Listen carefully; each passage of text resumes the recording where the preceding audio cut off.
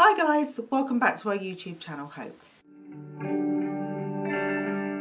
Today we thought, Charlotte and I, thought that we would do a video covering the role of the carer and how important it is that the carer is involved in your loved one's recovery.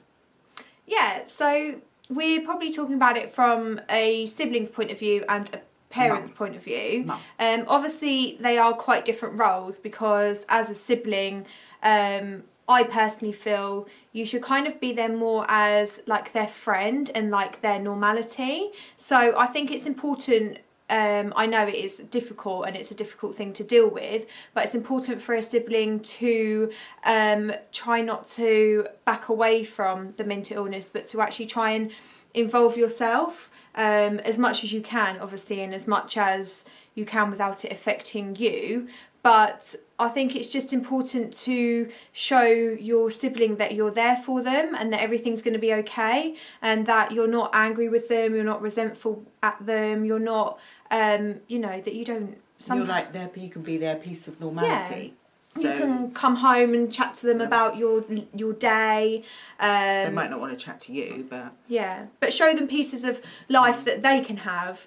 So I think it's important, though, for a sibling, you know, it's not your role to be their therapist or to be... Just be their friend. Yeah. Just be their friend and don't judge. Yeah, and in the end, I mean, even though times were difficult, in the end, me and Sam came out of the recovery journey stronger. So I think that's another massive positive, is that hopefully you will, if you've gone through it together, you'll come out at the end stronger and actually being able to talk to each other about it as well. Communication, in my experience, is key, and whether you be the sibling, the parent, extended family, friends, whoever you are, being able to communicate is paramount to anyone's recovery, and also it will give you a better understanding of what is going on in your loved one's mind, and better insight into the illness itself. I think as a parent, I think particularly for us, I think Sam looked to me for her strength, and so as hard as it was for me sometimes, even if I didn't feel it inside, I had to stay strong because she fed off my strength. And I believed, someone said to me once in an interview, what would I have done if Sam hadn't have got better? And I thought about it for a moment, and it was never an option. She was going to get better. And I think because Sam knew that I believed that she could get better, that belief was instilled in her, and she believed that she could get better. And that, I think, is halfway there, is that the sufferer actually believes that they can get better. As obviously we know, there is a little bit of a myth that mental illness is incurable, which it certainly is not. But that's all... to never give up. And I think for a carer as well, what were you going to say? You're right, little chatterbox. I'm getting quite confident now at this.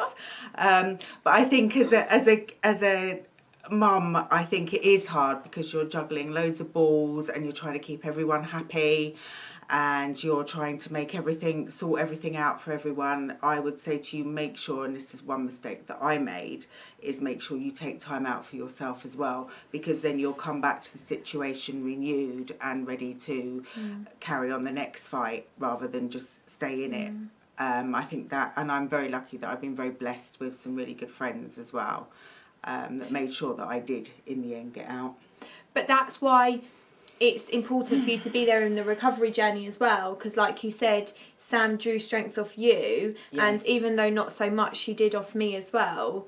And she was kind of, I think, just looking for reassurance all the time that everything was going to be okay, and that was part of her strength as well. Yes, I think that they have to believe, even within my work, from the minute people come into my office, they can believe that they can get better. Of course they can. It's their journey. It's up to them.